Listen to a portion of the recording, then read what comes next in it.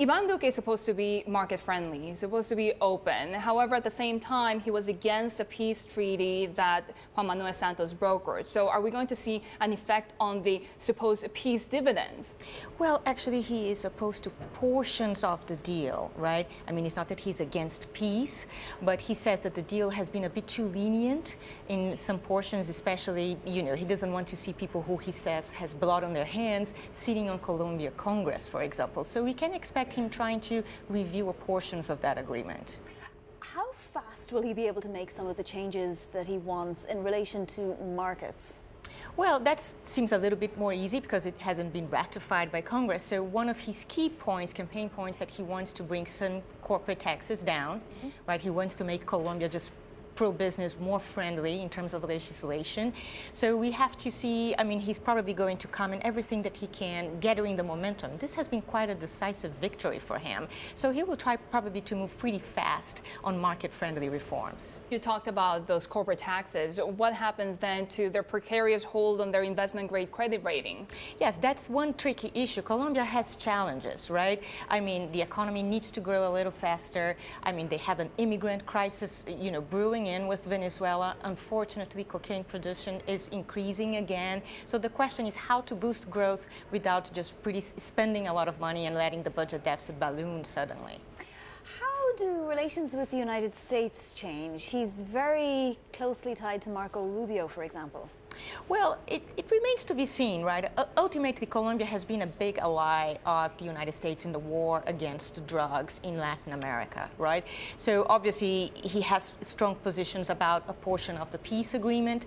As we know, cocaine production is on the rise again. So definitely there's going to be, or there needs to be, some sort of dialogue between Colombia and the United States if they are to keep, a united front on the war against drugs. And talking about Latin America, we have to address what's happening in Argentina. So we saw the finance minister become the governor of the central bank. Is that going to bring some sort of solution to what's happening with their crisis there? So that's right. We've seen a major shakeup in the Argentine central bank last week. So now Luis Caputo is the head of the central bank, and Nicolas Duhovne centralizes the economy and the finance ministry. The question is, this is a very challenging times for Argentina. Not only it has some vulnerabilities inside the country, just all emerging markets are under tremendous pressure right now.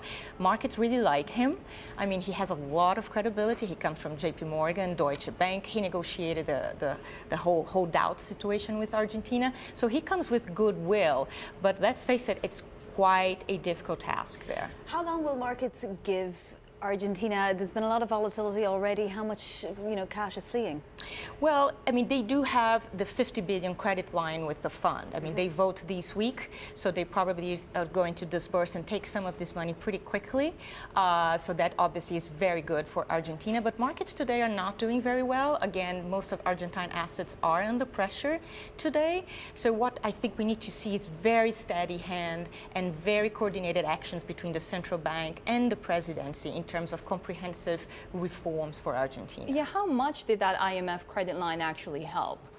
Well, it's good to know that you have a credit line, right? So this means that the country is not going to suddenly run out of money. So it provides a good cushion, right? The question now is how these disbursements are going to be made, how are they going to be used? Is this all going to go straight into the currency markets to defend the peso? Is this going to help the budget? So there's still a lot of lingering questions.